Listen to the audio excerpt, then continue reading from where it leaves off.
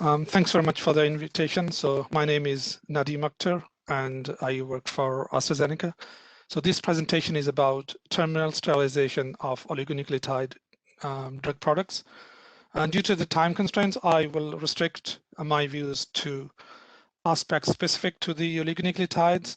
And the terminal sterilization itself is a well discussed topic, and people can easily find information in literature. And also, I think I just want to say at the start that the proposal in this presentation should be viewed as an attempt to start the discussion and not as a final judgment. So I would highly appreciate your input and comments.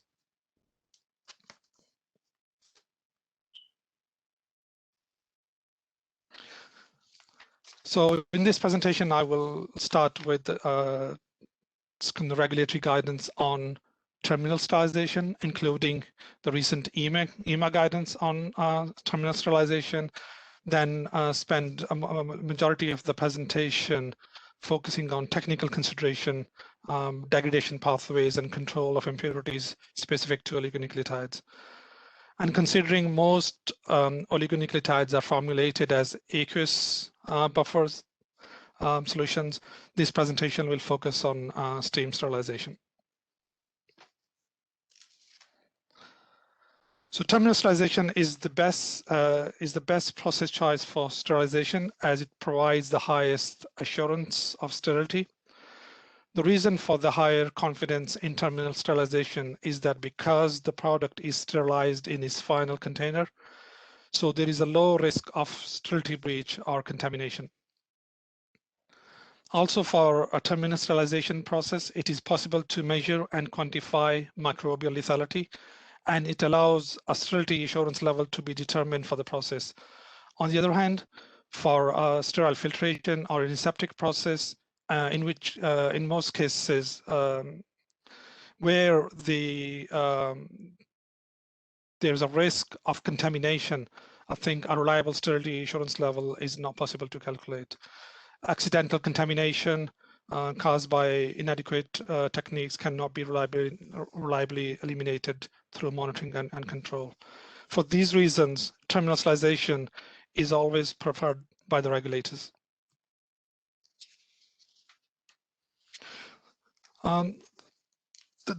This preference for terminal sterilization is not new, and there's been guidance going on back decades which stress this point. This is a busy slide, and the intention is not to take you through all the different guidelines that are there on terminal sterilization, but I just want to stress the point that all these guidelines, they have a consistent message in them that the terminal sterilization is the preferred choice for parenteral products. All these guidelines stress the need to evaluate terminal sterilization as first choice for sterilization and only use sterile filtration and an aseptic processing when the terminal sterilization is not feasible. And now, especially last year, there's this recent EMA guidance that became live around September last year. It delivers the same message. I guess the only difference is that the guidance details the regulators' expectation in what efforts they would like to see to enable terminal sterilization before anything other than terminal sterilization can be accepted. I guess in the past, despite all the different guidelines I mentioned in the previous slide, there was a lack of consistency in effort to enable terminal sterilization, and this guidance has now set a clear expectation for data that regulatory would like to see as a justification for not selecting terminal sterilization process. The guidance expects a substantial effort to be made to enable terminal sterilization. Such effort include selection of optimal pH, choice of excipients, container closure, optimization of heat cycle, and manufacturing condition, etc. You can't just say that your formulation is not amenable to heat, and instead you have to demonstrate that you have no other viable options. Increase in degradation level or reduction in shelf life alone is not a justification to move to sterile filtration. The guidance acknowledges that for the most biological products, exposure to heat is not viable, and therefore, in such cases, a theoretical justification should be sufficient. Synthetic oligonucleotide, which are not biologic products, and therefore a decision tree for the selection of sterilization method are replicable. And I think on the day one in this conference, Rene stressed that point as well. So for those of you who have read the guidance, you will know that the guidance contains a decision tree to help select the right sterilization process. It starts with whether an overkill heat cycle, which is 121 degrees C or greater than 121 degrees C for 15 minutes or more is viable. If that's not the case, then can the drug product tolerate a softer heat cycle of F0 of equal or greater than 8 minutes, which can be 121 degrees C for 8 minutes or equivalent lethality? And if the answer is no again, then an aseptic process or sterile filtration process can be used. And F0 of 8 minutes is the minimum heat exposure required to achieve the required sterility assurance level of 10 to the power minus 6. Sterility assurance level of 10 to the power 6 means that the theoretical probability of there being a single viable microorganism present in the sterile unit is equal or less than 1 in a million. For those of you who are not familiar with the concept of F0 value at a given value at any given temperature is the heating time that heating time at that temperature required to provide the lethality equivalent to that of 121 degrees C. For example, if it takes 8 minutes at 121 degrees C to achieve the required sterility assurance level of 10 to the power minus 6, then at a lower temperature of 115 degrees, you will need to heat the sample for almost 32 minutes to achieve the same microbial lethality. And similarly, at 110 degrees C, that time increases to an hour. So I think what the regulators are saying is that if your molecule cannot tolerate heat 121 degrees C, you can use a lower temperature. However, in our experience with the oligonucleotide drug products, as far as the chemical degradation of oligonucleotides is concerned, the high temperature, short time is always going to result in least amount of degradation. For first order kinetics, the impact of temperature on degradation rate is smaller and follows log natural than the impact of temperature on rate of microbial kill. So I think you're always going to win with a higher temperature than you're going to a lower temperature with a longer time. And then this decision tree is key when deciding whether terminal sterilization or sterile filtration and aseptic processing should be used. So what practical steps one can take to carry out terminal sterilization assessment? In AstraZeneca, we have developed a workflow that divides the assessment into various phases. You start with the theoretical assessment and assess whether there are obvious reasons that the molecule may not withstand high temperature. At this stage, based on literature or historical data, you also identify risk factors and quality attributes that may be impacted and require monitoring on exposure of drug product to heat. At this stage, you can also gather platform data and use prior knowledge to understand the degradation pathways and reaction kinetics and ensure your analytical methods have specificity against the likely degradant. At the next stage, which is a formulation optimization, you optimize your formulation parameter, which could be pH, concentration, buffering capacity, types of buffers, and determine the impact of heat on critical quality attributes for various formulations. And you do that by using small scale experiments, but with the heat cycle that are representative of commercial scale manufacturing process. From this experiment, one would expect to come out with the most stable formulation, considering you are only understanding the impact of heat on formulation. you can use a suitable primary container, and it doesn't have to be the final container at this stage of development. The next step is autoclave cycle development.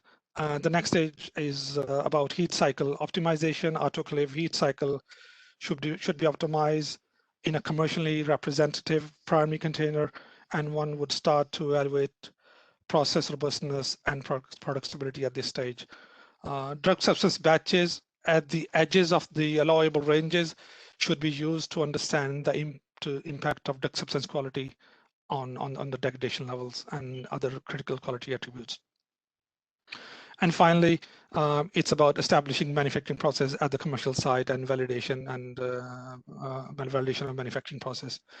I think one critical thing I would like to say is that at each stage, data is evaluated to determine whether terminal sterilization could be commercially viable. So it is with the end in sight. So you want to look at the commercial viability rather than just looking at your small scale experiment. And you only proceed to the next step if the data supports it. Throughout this experiment and the workflow, the patient safety, drug product quality, and drug product and process robustness are the key consideration.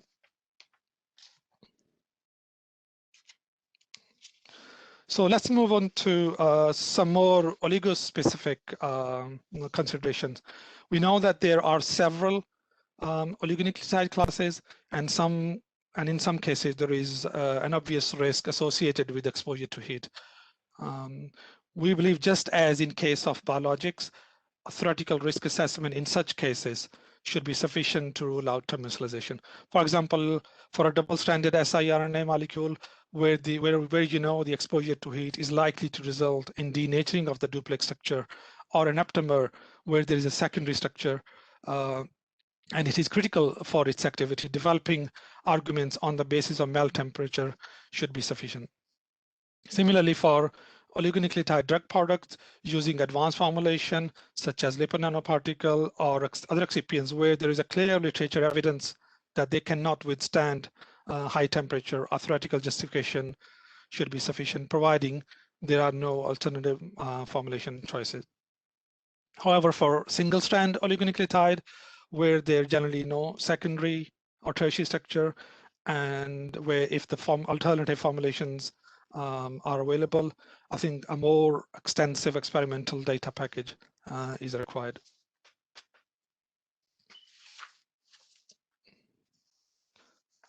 Also, before embarking on lots of experimental experiments, it is important to take a pause and gather information about the potential degradation products from platform knowledge, force degradation data, and to understand the risk associated with exposure to heat. It is important to ensure you have your analytical methods at hand to detect and quantify the likely degradation product. So I have drawn some major degradation pathways which are common for a large number of oligonucleotide. Obviously, it depends on the chemistry of the API and sequence and formulation choices, but I thought it would be good to share some generic pathways. So for phosphorothioate oligonucleotide, loss of sulfur and degradation of the parent to give a PO impurity through desulfurization is one of the most common and established degradation pathway. If your molecule has purines, then depurination to A-basic impurities. That's commonly observed impurities. Those A-basic impurities can undergo hydrolytic cleavage and degrade into shortmers, and that's commonly observed as well. And then there is deamination of cytosine and methyl cytosine through hydrolysis to give uracil and thiamine. So although typically deamination is not observed for aseptic oligo products, but there is a higher risk for these impurities forming during exposure to heat in terminal sterilization. Depuridation, which is the release of purine bases which is released of purine bases by hydrolysis of N-glycosidic bond, is one of the most common degradation pathways for oligonucleotide. The resulting degradation products containing apurinic sites are called abasic impurities. And abasic impurities, as I said earlier, they are unstable and they degrade further to give you terminal phosphorothioate impurities and shortmers as well. The depurination is primarily an acid catalyzed hydrolysis where the rate varies inversely with the pH. Here I've got a graph which nicely depicts the impact of pH on depurination. The depurination rate constant drops linearly with increase in pH, and you can see that from this graph. And there's almost tenfold drop in rate constant for every single increase in pH. Of course, sequences of oligonucleotide is important, and sequences that are rich in purine and where the purine is at the terminal nucleoside are likely to show high level of abasic impurities. But it is clear that the high pH protects against depurination. So again, a critical factor when designing formulation to withstand heat during terminalization. Salts may also affect the depurination rate due to their neutralization of the negative charge in non-phosphorothioate group. Here you can see the relative rate constant dropping significantly with the increase in sodium chloride concentration. Understanding all these factors is important to design a formulation that can give a maximum stability when exposed to heat.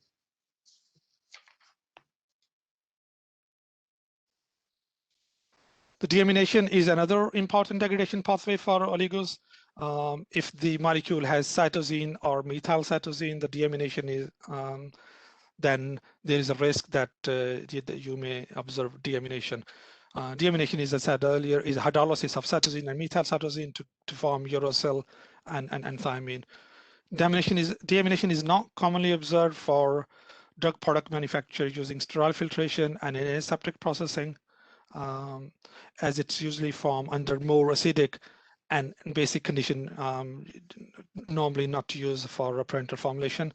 However, for terminalization, the drug product is exposed to high temperature, and even under the physiological pH condition, some of these can be observed. One of the challenges with quantifying deamination impurities is that the molecular mass of the impurity and the parent only differ by 1 Dalton. And for those of you who understand mass spectrometry, for oligonucleotide with molecular mass ranging from 5,000 to 15,000 Dalton, these 1 Dalton differences cannot be detected by the low resolution mass spec, especially when you're looking at -3 and -4 charge state, and you need a significantly high resolution. It is worth noting that these impurities are also not resolved by chromatography, hence very challenging to quantify. In AstraZeneca, we have developed a novel method using arbitrary mass spec, where not only we can detect the low level of deamination products, but we can quantify deamination impurities at each specific position. And you can see in this example, the deamination data from one of AstraZeneca molecule. The molecule contains 2 methyl cytosines, and the blue and green bars show the deamination level at the 2 different sites in the parents. You can see that the terminal methyl cytosine, which is represented by the green bar here, undergoes deamination at a much slower rate compared to the one in the middle, which is represented by impurity 2 and the blue bar in here, and the pink bar here represents the total deamination level, which is sum of the impurity 1 and impurity 2.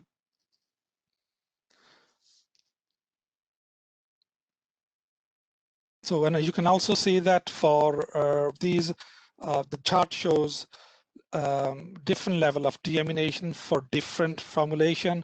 So you have pH 7, 30 mg/ml, 5 millimolar phosphate buffer, and 7 pH 7, 100 mg/ml, 5 millimolar phosphate buffer, and then you have some at the 50 millimolar pH 8.5 as well.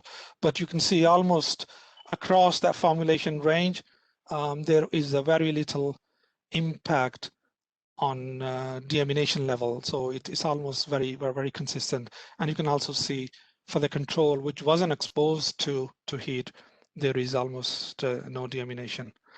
And I think this is because we believe that, because if you look at this graph shows that at higher pH, you would start to expect more deamination, which wasn't the case in this case, because even at pH 8.5, we see similar level to pH 7. But I believe if we push further and we go to pH 9, you will start to see an increased rate of deamination.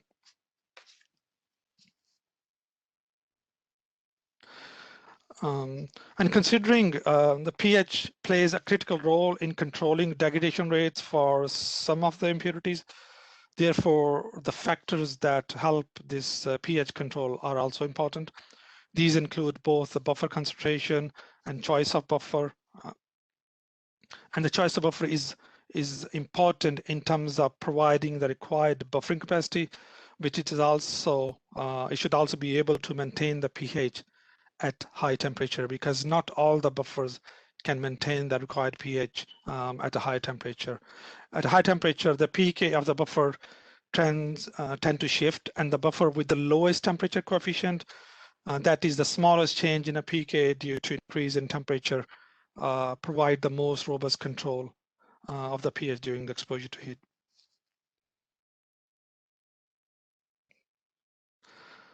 The temperature coefficient of the phosphate buffer is very low, and you can see from this graph where you got the temperature coefficient for a number of other buffers, and you can see in all the cases they are higher than the temperature coefficient for the phosphate buffer. Hence, the phosphate buffer provides a much better control of the formulation over a wide range of pH. And you can see here there's almost no change in pH for the formulation with the PBS, and you can see a signal change for the other buffers like ACEs and TRES. So in our experience, phosphate buffer is one of the most ideal buffer when you have to expose it to high temperature. So for ideal for terminal sterilization. So we have discussed some of the common degradation pathways and some of the factors that affect the degradation. The next question is that once you have evaluated different formulation prototypes and you have generated degradation data by exposing these formulations to heat, how should one use this information to decide whether terminal sterilization is viable or whether the data justifies selection of sterile filtration? According to EMA guidance, the increase in degradation on its own is not a justification to rule out terminal sterilization. If the impurities are either metabolite or generated at a level already qualified, then the terminal sterilization is considered feasible. If the degradation product are not qualified at the level at which they occur, or they exceed qualification threshold, then the sterile filtration and aseptic process is accepted by this guidance. But we know for oligonucleotide, there are no agreed guidelines to define qualification threshold. ICH Q3A, Q3B exclude oligonucleotide. So how should one decide whether an impurity profile is acceptable for terminal sterilization or whether it justifies a sterile filtration? In 2017, Oligo Safety Working Group published a white paper on control and qualification of impurities, and all for oligonucleotide drug substance and drug products. And although these recommendations they're not guideline, obviously. They provide a good framework for control of impurities in oligonucleotides, and I believe it can also be used when deciding for terminalization. The Oligo Safety Working Group also proposed reporting, identification, and qualification thresholds for oligonucleotides. These thresholds are significantly higher than those proposed in ICH Q3A and Q3B for small molecules, and also higher than defined in the USB guidelines for peptides. And the reason for that are detailed in the papers a reference below. The paper proposed a reporting qualification threshold of 0.2, identification of 1%, and qualification threshold of 1.5%. These high thresholds are justified based on structural complexity, analytical challenges, large number of individual components in each single impurity, and structural similarity of most of those impurity to the parent.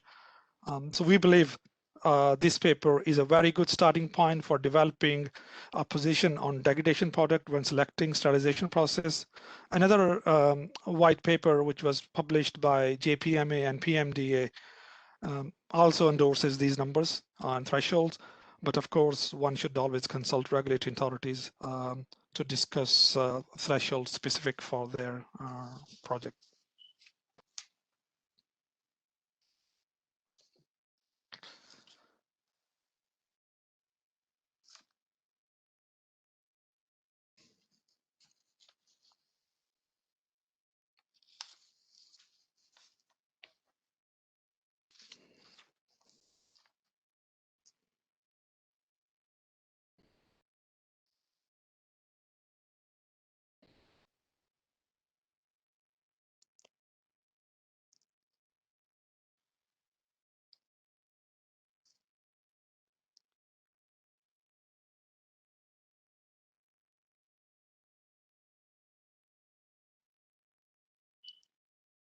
Hello, Nadeem?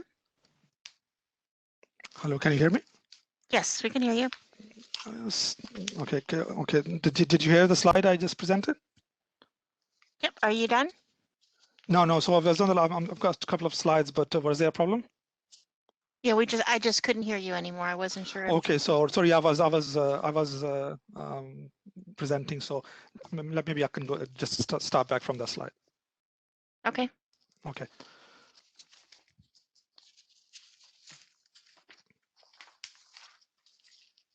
So apart from controlling the individual impurities, it is also critical to control the total degradation products and drug product assay.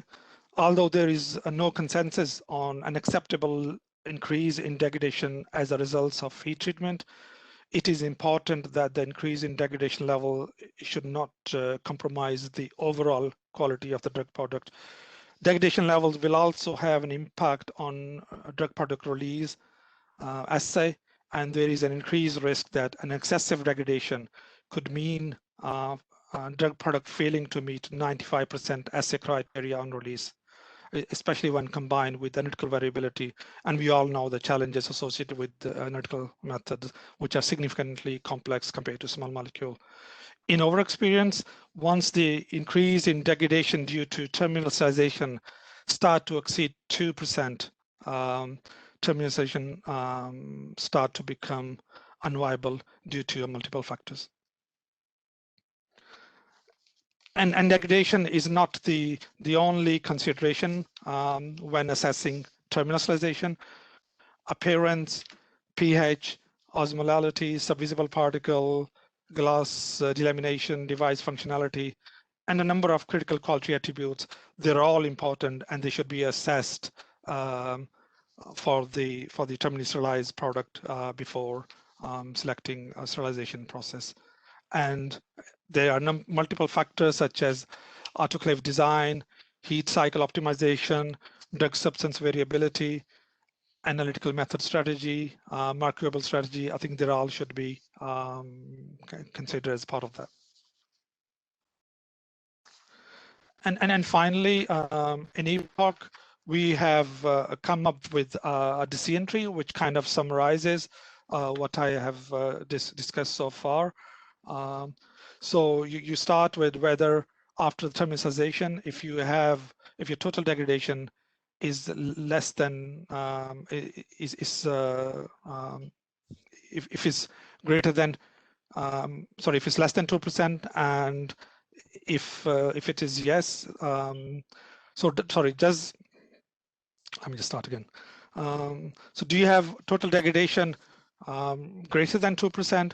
And if the case is no, then do you have any single impurity which is above the qualification threshold? And if the answer is no, are there any physical characteristics of the drug following terminalization? And if, for example, the change in color, change in particle, osmolality, etc., subvisible particle. And if the answer is no, is there any change in physical characteristics of the container closure or device? And if the answer is, for example, container closure integrity, etc., and the device functionality, and then if that's is still not the case, then I think one can go and move on to the terminalization. Otherwise, sterile filtration is more viable.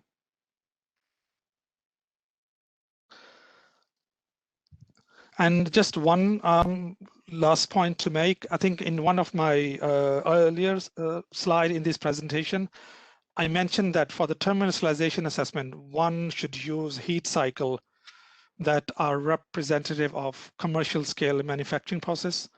The decision tree states that this should be minimum of F0 of 8 minutes.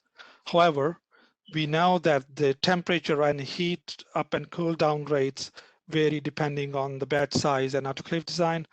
There is also within chamber temperature variability, and the vials at different location in an autoclave chamber would be exposed to slightly different heat. And when you add this to the probe calibration variability and the fact that a typical autoclave cycle is qualified to temperature to ±1 degree C, you are talking about significant variability in temperature and delivered F0. So this graph represents how the F0 value changes with small variability in temperature. So at 8 minutes at 121 degrees C, you have an F0 of 8. But if your temperature, if the vial is experiencing a temperature of 123 degrees C, so you can see the F0 values increases to almost 13. So I think it is very important that you consider the variability of the autoclave and within chamber variability, and those are part of your early assessment because that's the variability you will experience at a commercial process. So that should be part of your design. So rather than assessing your terminalization for F0 of 8 minutes, we believe a more realistic value is more close to F0 12 or 13. And in terms of degradation, that's the worst case you should use for making a decision for terminalization. So finally, just a summary that the recent guidance on terminalization has raised the bar for justification for sterile filtration and aseptic processing. The synthetic oligonucleotides are not biological products, and therefore decision tree for selection of sterilization methods are applicable. The acceptability of aseptic process should be based on application of the decision tree and the risk assessment, degradation pathways for oligonucleotides, and impact of formulation parameters are well established, and platform knowledge can be used to optimize formulation for terminalization. Currently, there are no regulatory guidelines. However, the Legal Safety Working Group and JPMA white papers provide a good framework for safety assessment and control of impurities in oligonucleotides. And then finally, the patient safety, drug product quality, and product robustness should be the key consideration throughout the selection process for sterilization.